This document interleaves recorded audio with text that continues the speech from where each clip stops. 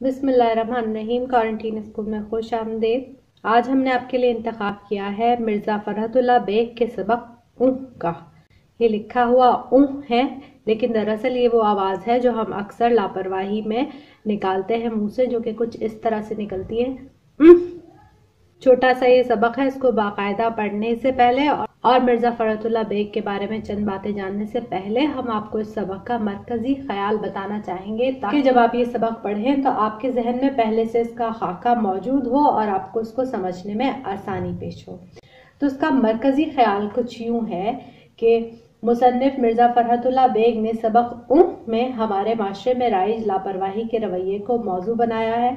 मुसन्निफ तंज और मिजाह के दिलफरेब आमेजिश के साथ माशरे में राइज गैर जिम्मेदारी के रवैये की तरफ निशानदेही करते हुए कहते हैं कि नताइज की परवाह किए बगैर जिंदगी के संजीदा उमूर को कहकर टाल देना हमारे माशरे की रिवायत बन चुकी है, जिस पर हर उम्र के अफराद अमल पैरा हैं।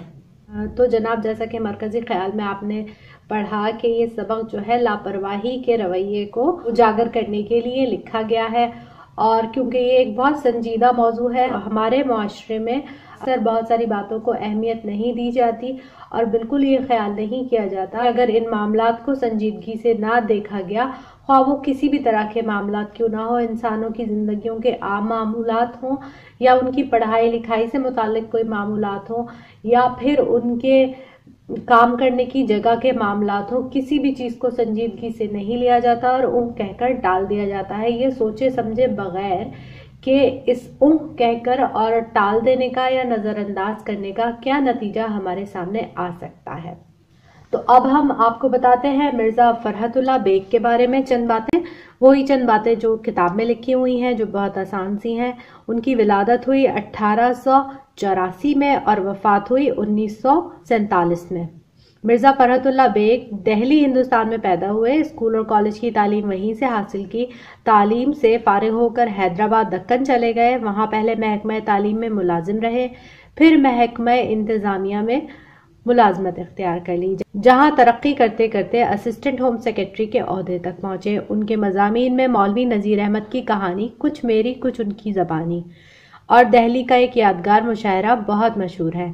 दिल्ली की बामहावरा ज़बान संजीदा ज़राफ़त के अलावा वाक़या निगारी के लिहाज से भी इन मज़ामीन को उर्दू नसर के शहपारों में शुमार किया जाता है। मिर्ज़ा फरहतुल्लाह बेग के मज़ामीन के मजमूए मज़ामीन फ़रहत के नाम से शाया हो चुके हैं। इसके अलावा चंद और बातें आपको मिर्ज़ा फरहतुल्लाह बेग के बारे में बता देते हैं, ताकि जब आप मुसन्निफ का मुख्तसर सा हवाला लिखें तो आप उसके अंदर कुछ नई बातें भी ऐड कर सकें और आपका जवाब थोड़ी सी इनफरादियत लिए हुए हो। फरहतुल्लाह की तहरीरों में ज़ेर लब मुस्कुराहट से लेकर कहकहे तक की मनाजिल बेख्तियाराना तय होती हैं।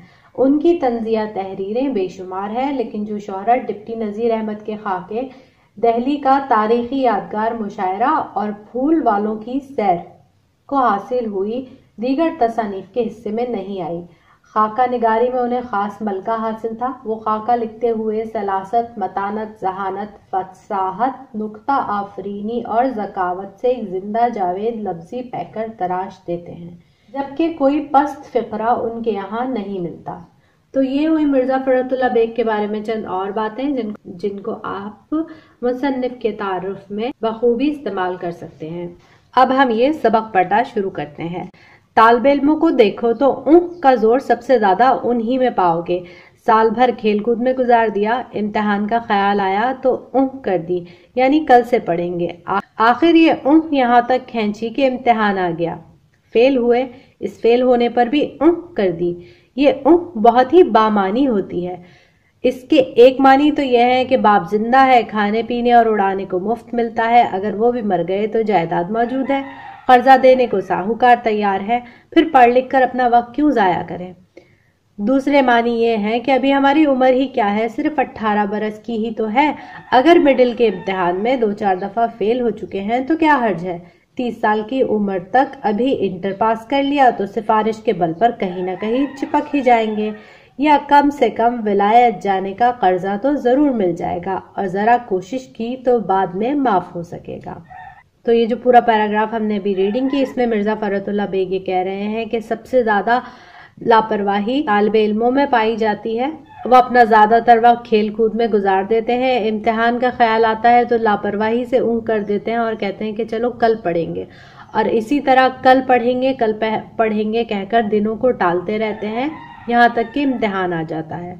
और फिर बगैर तैयारी किए हुए जो इम्तिहान देते हैं उसमें फेल हो जाते हैं, और फेल होने के बाद जो रिजल्ट आता है तो फिर भी लापरवाही से ऊँग कह देते हैं, क्योंकि उनको इस बात की परवाह नहीं होती कि आगे आने वाले मामला तो किस तरह तय करेंगे, और इस चीज़ की बहुत ज़्यादा गर्मी होगी कि बाप जिंदा है, खाने पीने को भी मिल रहा है, पैसे भी उड़ाने को मिल रहे हैं, और अगर अब्बा मर भी गए तो अब्बा जायदाद छोड़ के जाएंगे और किसी से कर्जा ले लेंगे, तो पढ़ लिख कर अपना वक्त क्यों ज़ाया करें। जो भी वक्त है वो खेल कूद कर और जो हमारे मन में समाए उसको करके क्यों ना वक्त गुजारें।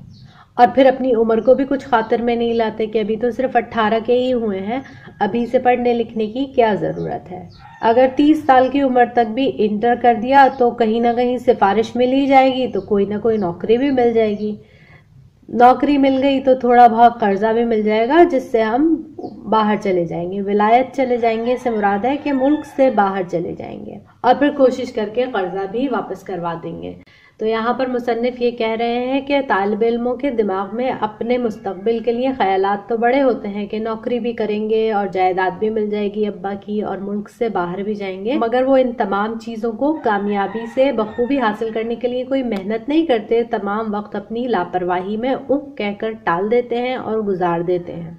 भी तालिबे इल्मों से मुताल्लिक़ इस लापरवाही का जिक्र बाकी है, तो आगे पढ़ते हैं। इस फेल होने पर इधर उन्होंने ऊँग की और उधर माँ बाप ने ऊँग की, यानी कि सिर्फ तालिबे इल्म ही लापरवाही नहीं कर रहे, मुसन्निफ ये कह रहे हैं कि वालिदैन का भी उतना ही लापरवाह रवैया है।